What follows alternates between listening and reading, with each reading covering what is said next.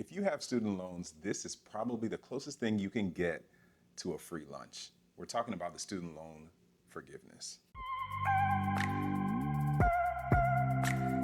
Hey, what's going on, everyone? My name is Mal Livodi with financiallypresent.com, your one-stop shop for financial and investment education. And today we're talking about the student loan debt crisis. Since the COVID-19 pandemic shut down the whole world in March of 2020, it started with President Donald Trump and now was continued by President Joe Biden, that student loan payments were frozen. So for a 2.5-year period, they've continued to freeze those payments or freeze the requirement to make payments to your student loans, and they were not going to accrue interest to that. And we have recently have new developments as to the way forward.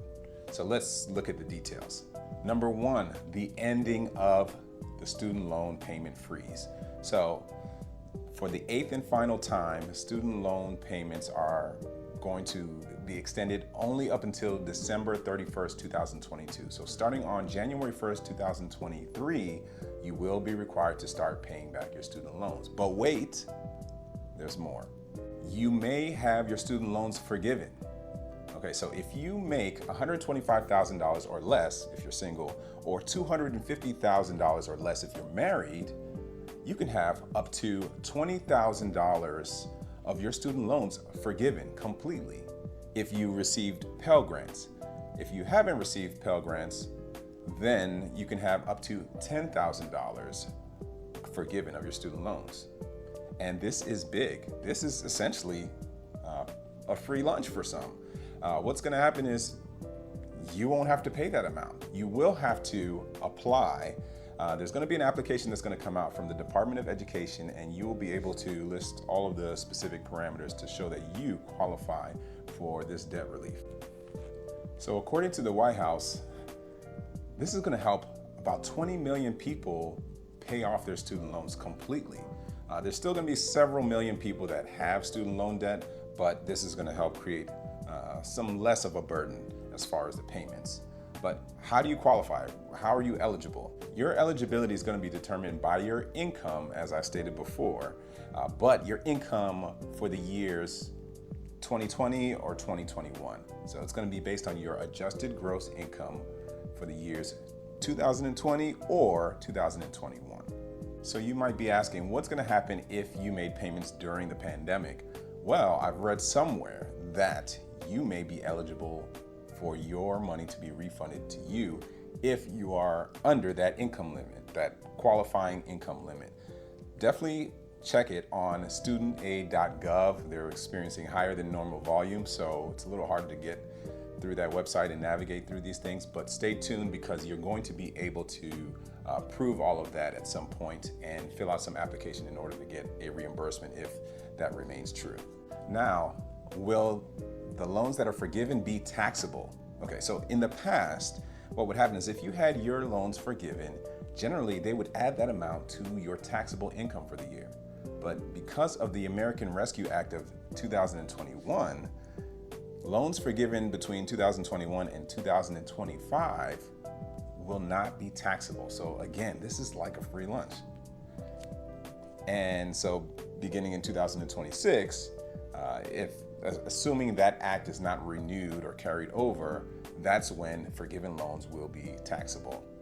So of course, when you see this video, if you're in the year 2026, fact check it with studentaid.gov or the appropriate website if they change it. When is the cutoff for loans? Okay, so now if you look on the website, it'll tell you that any loans taken after June 30th of 2022 do not qualify for forgiveness. So don't think that you can continue to accrue loans at the end of the year and get them forgiven if you log in. No, it's not. It's according to your eligibility in years 2020 or 2021 and loans from before June 30th, 2022. Now, what happens if you're slightly above that income threshold? This is a big question that I'm wondering too, and hopefully they have some type of way forward for these people. But imagine if the cutoff is $125,000 if you're single and $250,000 if you're married. What about people who are making or made $126,000 or $127,000? They're slightly above the threshold. Is there a prorated amount that will be forgiven of their student loans?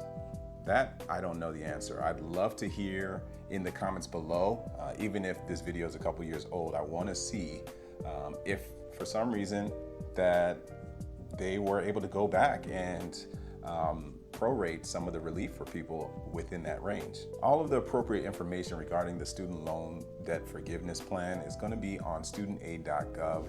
Again, continue to check that for newer updates. Even after this video, things can change, so be aware of that.